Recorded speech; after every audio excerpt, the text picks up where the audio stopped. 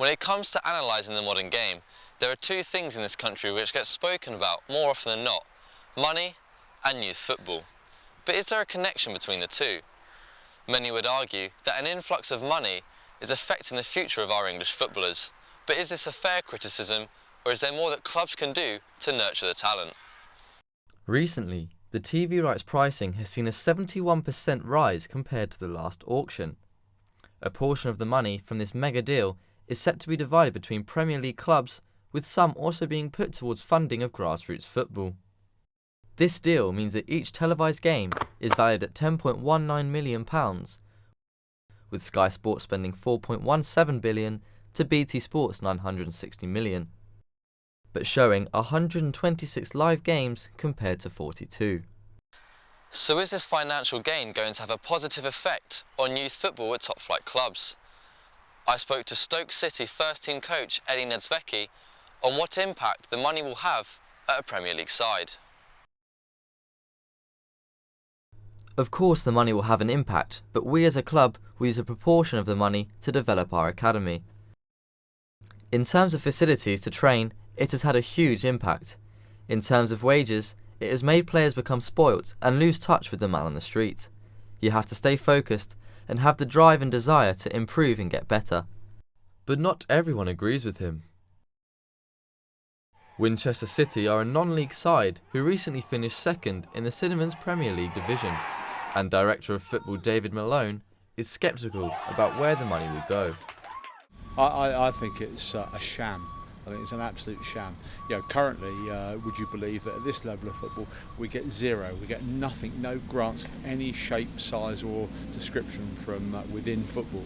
And I hope I'm wrong, but I have every doubt that there will be any of that money will seep its way through to this level of football and below, which is a crying shame, bearing in mind the billions of pounds that are now being laundered through players' pockets. Gary Greenidge is a former player and long-term scout who has also coached at all levels of football, including non-league side Leverstock Green. He, like David, feels the money won't have a great effect and should be better spent. What impact do you think is this going to have onto youth football and English football? None whatsoever. The money for youth football should be given to the grassroots directly, not to the clubs to distribute out. Football has now gone into a business where money drives everything. It drives the chairman, the directors, the first team manager, down to the academy directors and the academy managers.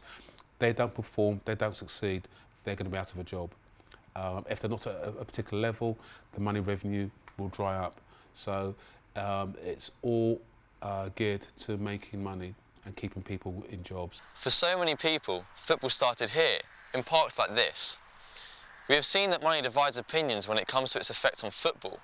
But what other reasons are there behind the failing of so many hot prospects in their journey from parks to the Premiership? Why is it that they don't make the cut? Variety of reasons. Partly social, the support network from their families while they go through the transition of being a good youth player, stepping up into the adult world, competing with men, because basically some of these boys haven't physically developed mentally or physically, but then also the pressures that go with it, and that's what I think a lot of players and parents seem to forget. You have to perform at a particular standard all the time, and if you drop below that, you're cut, and some of the boys can't adjust to that mental pressure. What can clubs do to try and aid a player through that sort of transitional time? This is my personal opinion, from experience of my own son being involved in the system, I feel that the clubs give the players too much. They think the players, or make the players feel that they're the finished article. There's no need for them to try any further, and they lose respect of the outside world. In the academies, you are in a bubble. They provide your kit, your food, what you think, what you say, how you play, and they don't give you any social skills in regards to interacting with the outside world or appreciation of how people have to earn their money outside of that. All their focus is on is hopefully trying to get to the big time, earning the big bucks, and that's all they want. And they want the glitz and glamour to go with it and not the hard work to go behind it. So they haven't got that drive, or don't need that drive to push on any further. They're millionaires at 18, 19. Why do you need to work any harder? It's difficult for clubs because the players have a lot of downtime. You train in the morning, finish about midday, and then the rest of the day is yours. And when you've got the money and you're bored, you are going to do stupid things when you're at that age. What the club needs to do is to structure their day where they are not left to some extent to their own devices, but try and make them appreciate the world around them, the outside world. So maybe do some youth work, maybe going into a factory to see how people actually work. Something constructive which will make them appreciate what they've got, but also stay away the boredom that they're going to have during their time.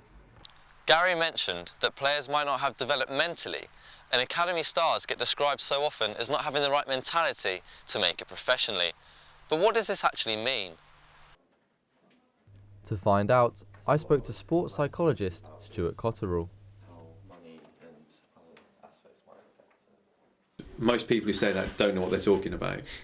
Generally speaking, it's usually your ability to cope under pressure or how motivated you are, the things that people are generally talking about when they say they haven't got the right mentality. But it's all wrong because there's no uniform way of how the brain develops.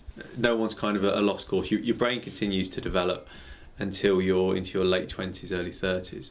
So in terms of, you should be doing this at this point, that's just not how it works. We're kind of ingrained into that way of thinking from school.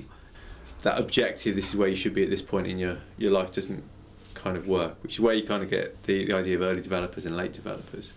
What can clubs do to combat this? I suppose there's a couple of angles on that. The first is looking at better talent identification. Historically, and football's really bad for this, for identifying talented players based on their physical characteristics or their skill. And while those things are important, the degree to which you've got the right psychological characteristics is important. So you could be the most talented player in the world, but if you haven't got the motivation to put in the hard work, you're not going to be successful. You look at all those players who get held up as models of, this person's amazing, amazingly skillful, but then you actually scratch under the surface and look at how much practice they've done throughout their life to be amazingly skillful. So if you haven't got the motivation, you're not going to be effective. So it's important that you identify the right talented individuals. Although funding will have an impact, it seems obvious to me that there is far more work still to be done by top-flight clubs to aid development if we are ever going to see a change.